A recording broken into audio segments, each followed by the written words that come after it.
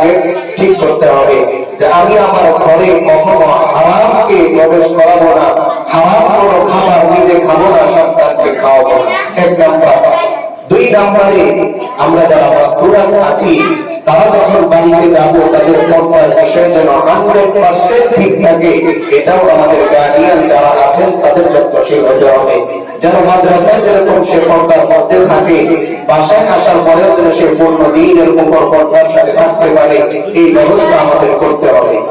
তিন নম্বরে মাদ্রাসায় যে সমস্ত শিক্ষকগণ আমার ছাত্রের পিছনে, আমার সন্তানের পিছনে পরিশ্রম করতেছেন, তাদের প্রতি যত্নশীল হওয়া, তাদের জন্য দোয়া করা।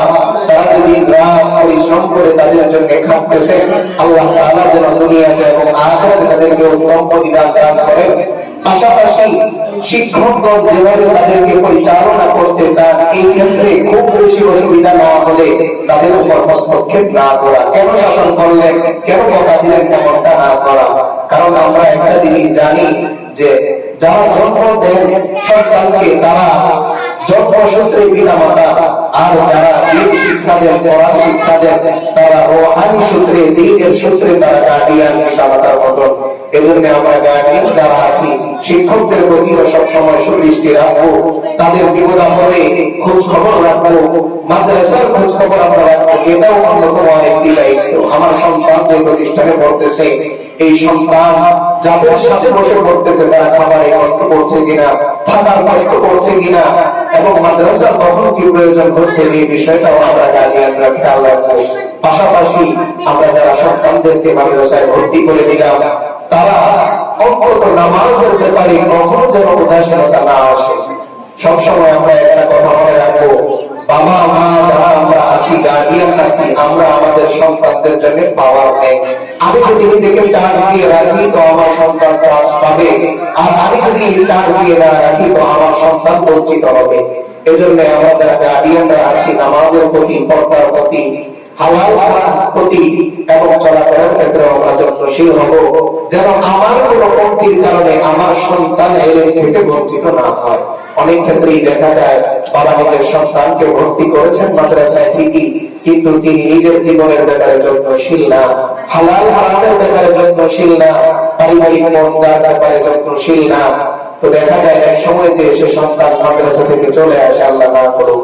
এজন্য আমরা বাসায় সন্তানের জন্য অন্তত শেষ রাত্রে উঠে চোখের পানি আল্লাহর কাছে ফেলতে হবে। যারাই বড় আলেম হন, আলেমা হন, খোঁজ নিয়ে দেখা যাবে তাদের বাবা মা, বিশেষ করে মায়েরা বেশি যত্নশীল হওয়া উচিত। কারণ বাবা দোয়ার ব্যাপারে সরাসরি গ্যারান্টি নেই যে সরাসরি কবুল হয়, কিন্তু মায়ের দোয়ার ব্যাপারে গ্যারান্টি আছে। এজন্য এক সাহাবী আল্লাহর রাসূল সাল্লাল্লাহু আলাইহি ওয়াসাল্লামের কাছে এসে জিজ্ঞেস করেছিলেন, আমরা জানি সবাই হাদিস, যে মান আহাব্বু বিহুসনি সিহাবাতি, ও আল্লাহর রাসূল, আমার থেকে উত্তম আচরণ ব্যবহার পাওয়ার অধিক হকদার কে, উপযুক্ত কে? তো আল্লাহর রাসূল সাল্লাল্লাহু আলাইহি ওয়াসাল্লাম বললেন, উম্মুকা, তোমার মা। এরপর আবার সাহাবী জিজ্ঞেস করলেন, সুম্মা মান, এরপর কে? আল্লাহর রাসূল সাল্লাল্লাহু আলাইহি ওয়াসাল্লাম আবার উত্তর দিলেন, উম্মুকা, তোমার মা। এরপরে সাহাবী আবার প্রশ্ন করলেন, সুম্মা মান, এরপর কে? আল্লাহর রাসূল আবারও বললেন, উম্মুকা, তোমার মা। চতুর্থবার তিনি আবার জিজ্ঞেস করলেন, ইয়া রাসূলুল্লাহ, সুম্মা মান, এরপর কে? তো আল্লাহর রাসূল বললেন, আবুকা, এরপর তোমার বাবা। কিন্তু ওই সাহাবী যখন আল্লাহর রাসূলের দরবার থেকে বের হলেন, তিনি বলতেছিলেন যে আমি যদি ভয় না করতাম যে আমার তো মা নেই, বাবা আছে, এটা যদি আল্লাহর রাসূল বুঝতে না পারতেন, তাহলে হয়তো আমি যতবার প্রশ্ন করতাম কে উত্তম আচরণ পাবে, হয়তো সর্বদা তিনি উত্তর দিতেন, উম্মুকা, উম্মুকা, উম্মুকা। তো এই হাদিস থেকে বোঝা যায় যে মায়েদের গুরুত্ব অনেক বেশি, ফজিলত অনেক বেশি। সেদিকে আমরা যাব না, নারীদের ফজিলত অনেক বেশি। আমরা অনেকেই মনে করি পুরুষদেরই সব ফজিলত না। এই যে জমজমের পানি আমরা খাই, সর্বপ্রথম জমজমের পানি কে খেয়েছেন? কে খেয়েছেন? বিবি হাজরা আলাইহিস সালাম। সর্বপ্রথম জান্নাতি পানি আল্লাহ তাআলা একজন নারীকে পান করিয়েছেন। এই যে আমরা যারা হজে যাই, সাফা মারওয়ায় যে আমরা সাই করি, সর্বপ্রথম কে করেছেন? বিবি হাজরা আলাইহিস সালাম। সর্বপ্রথম ইসলাম গ্রহণ করেছেন একজন নারী, তিনি কে? বিবি খাদিজা রাদিয়াল্লাহু তাআলা। এখানেও তিনি নারী।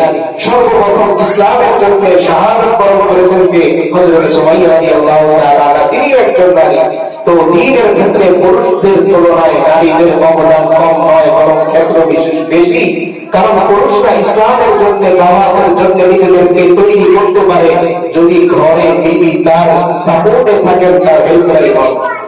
এবং যেটা আল্লাহ রাসূল সাল্লাল্লাহু আলাইহি ওয়াসাল্লাম করেছেন, পেয়েছেন যে হযরত খাদিজা রাদিয়াল্লাহু তাআলা আনহার সম্পদের মাধ্যমে তিনি ইসলামের কাজ সুন্দরভাবে আঞ্জাম দিতে পেরেছেন। এজন্য আমরা যারা মায়েরা আছি তারা অত্যন্ত যত্নশীল হব। নিজের সন্তানের জন্য শেষ রাতে উঠে আমরা একটু কান্নাকাটি করব, আল্লাহর কাছে ফরিয়াদ করব যে আল্লাহ আমার সন্তানকে আপনি হাফেজ হিসেবে, হাফেজা হিসেবে, আলেমা হিসেবে আপনি কবুল করেন। আল্লাহ তাআলা আমাদের সকলকে, যারা আমরা কোরআন পড়তে এসেছি, দ্বীন শিখতে এসেছি, আমাদের সকলকে দ্বীনের বড় আলেমা খাদেমা হিসেবে কবুল করেন। আমরা বলি আমিন।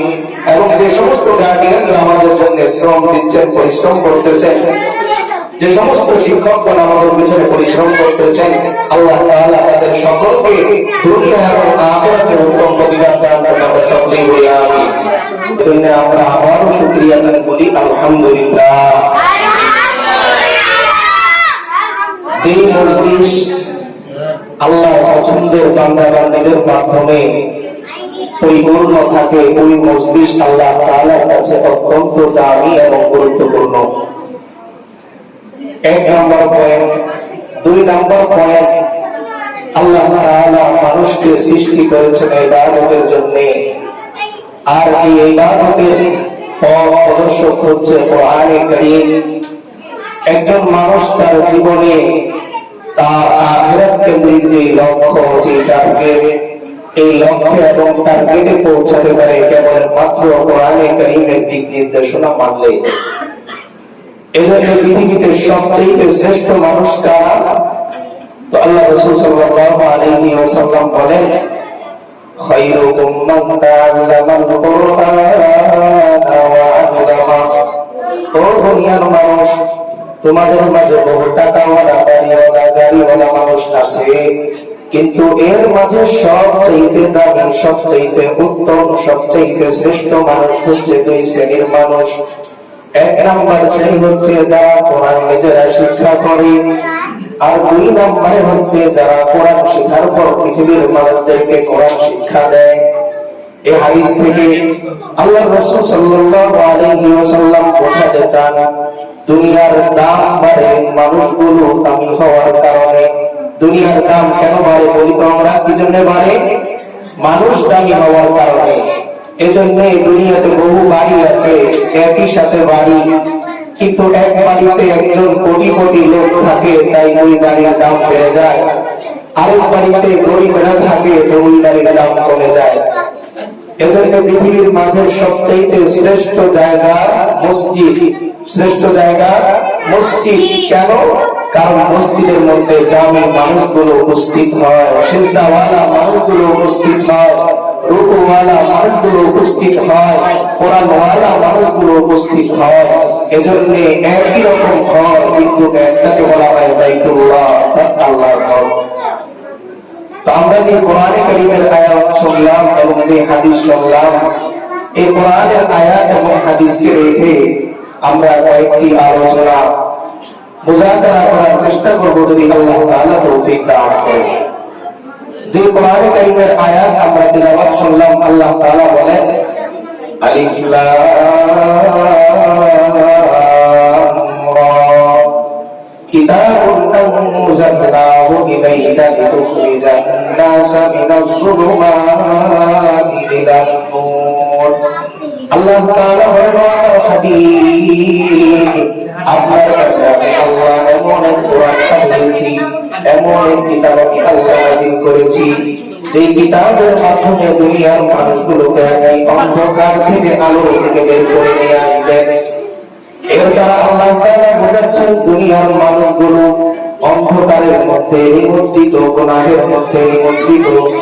আর এই কোরআনের মাধ্যমে যখন কোন মানুষকে কোরআনের দাওয়াত দেওয়া হয়, কোরআন শিক্ষা দেওয়া হয়, তো ওই মানুষগুলো অন্ধকার থেকে আলোর দিকে বেরিয়ে আসে, ওই মানুষগুলো আলোকিত হয়ে যায়।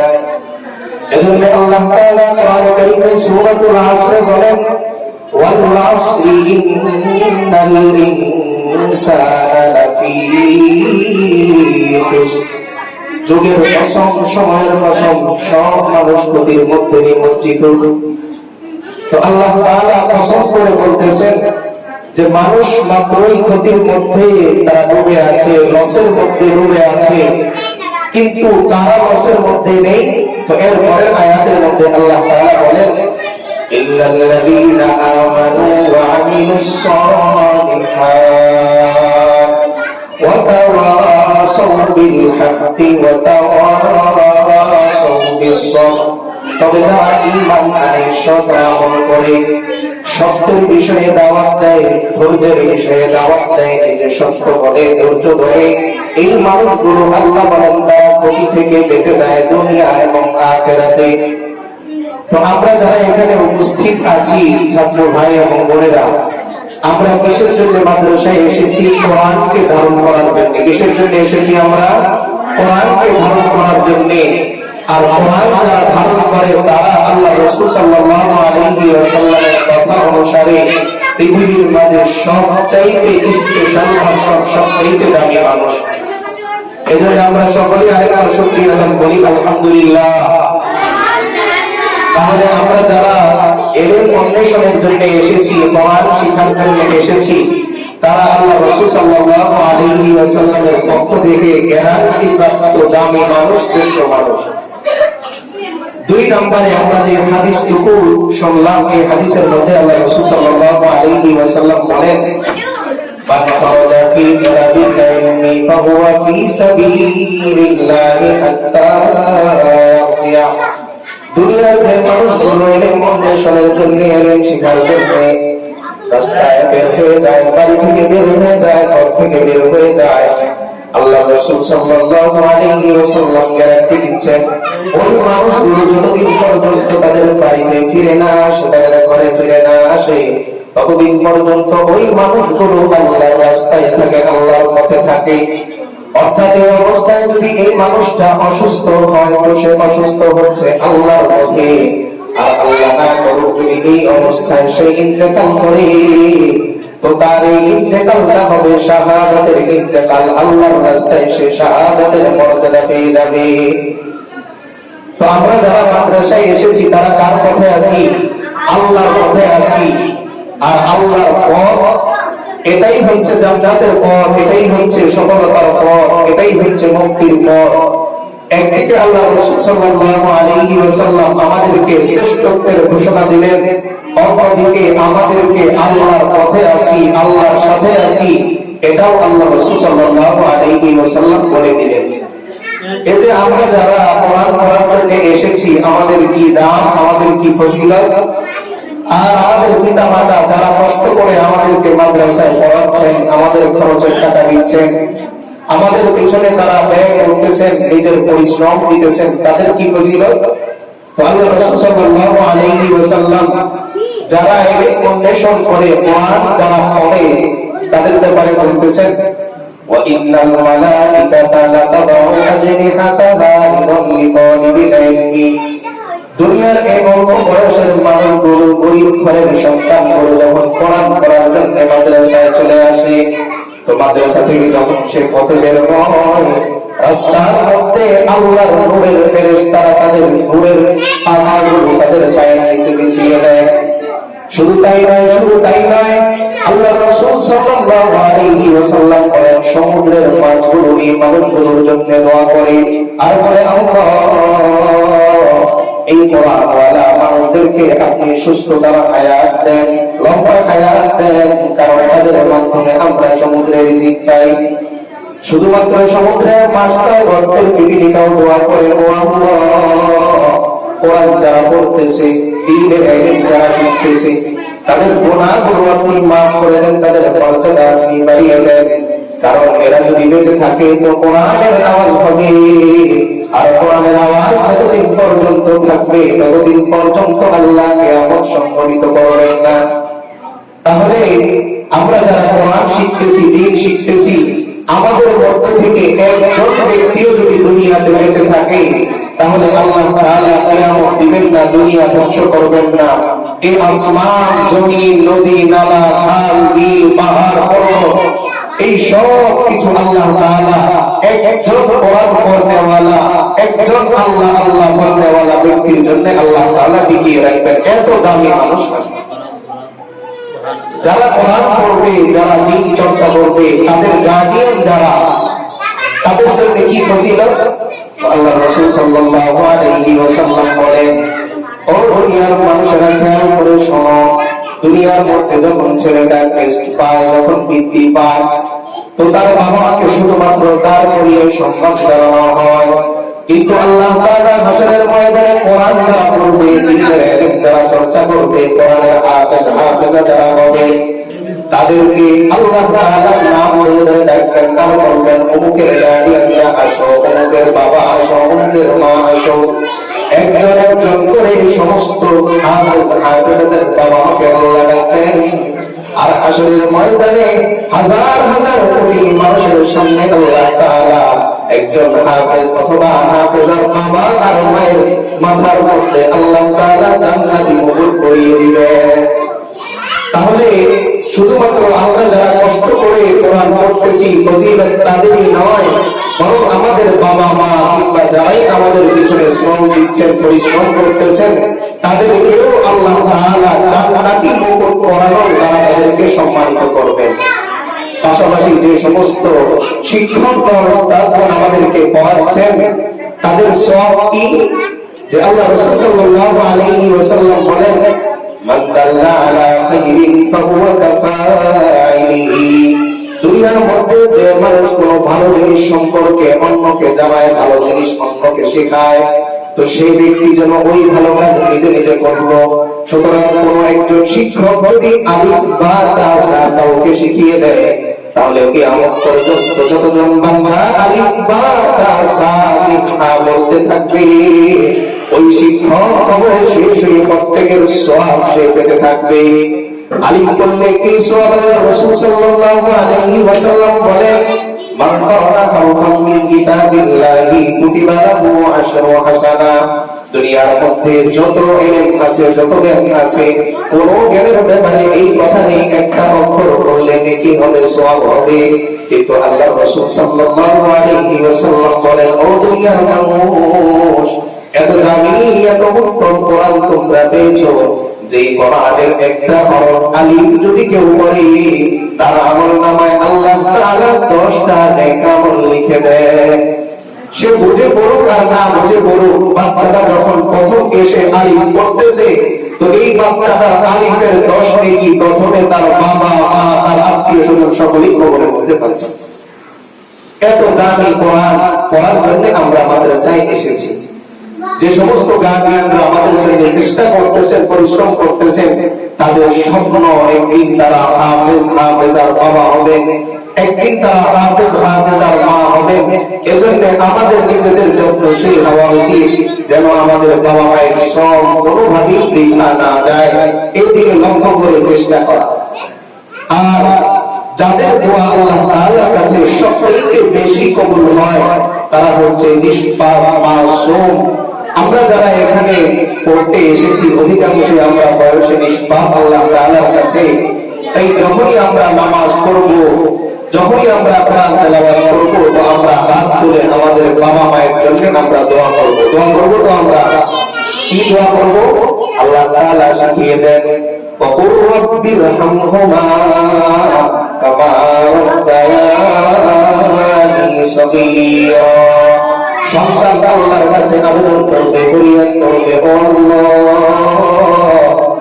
আমার বাবা মা ছোটবেলা আমাকে যেভাবে কষ্ট করে লালন পালন করেছেন, বাবা মা কষ্ট করে না আমাদের জন্য? কষ্ট করে। তো আল্লাহ শিখাচ্ছেন, রব্বিরহামহুমা কামা রাব্বায়ানি সগীরা।